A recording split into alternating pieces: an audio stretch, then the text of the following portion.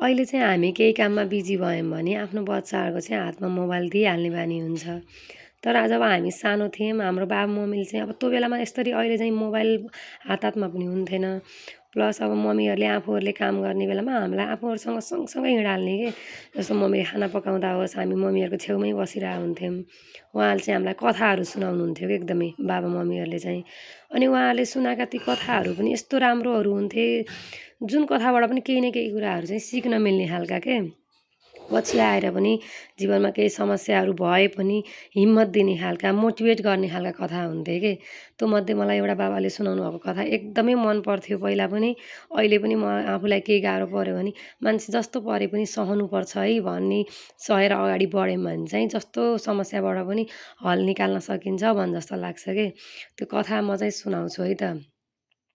यो चाहिँ दुईवटा छोरा मान्छेहरूको कथा थियो जुन चाहिँ एकजना अपाङ्ग हुनुहुन्थ्यो। म चाहिँ अनि अपाङ्ग व्यक्ति चाहिँ जानुहुन्छ अरे एउटा पसलबाट माग्नुहुन्छ। उहाँ चाहिँ पसलेले उहाँको हातमा पैसा राखिदिनुहुन्छ है।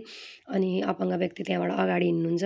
पसलेले उहाँलाई हेरेर सोच्नुहुन्छ कि बरु यसकै जिन्दगी आनन्दको रहेछ, बरु कमसेकम पसलमा हिँडेर यसरी हामीले अब केही नबोलिकन पैसा दिन्छौँ, ऊ आफ्नो केही टेन्सन छैन भने जस्तो सोचेछ।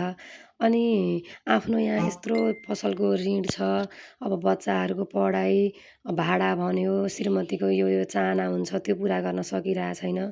गाउँमा बाआमाले सहरमा पसल गरेर बसेछ भनेछन्, आफूले नहेरे जस्तो भयो तर आफ्नो जिन्दगी यहाँ यस्तो छ भनेर सोच्दै गर्दा ठ्याक्क पसलमा नयाँ मान्छे अब कस्टमर आएर पसलले चाहिँ सामान दिनतिर त बिजी हुनुभएछ। त्यही बेलामा अपाङ्ग व्यक्तिले उहाँलाई हेरेर फेरि ओहो उसको पो जिन्दगी राम्रो छ, आफ्नो व्यवसाय गरेको छ, कसैसँग माग्नु परेको छैन।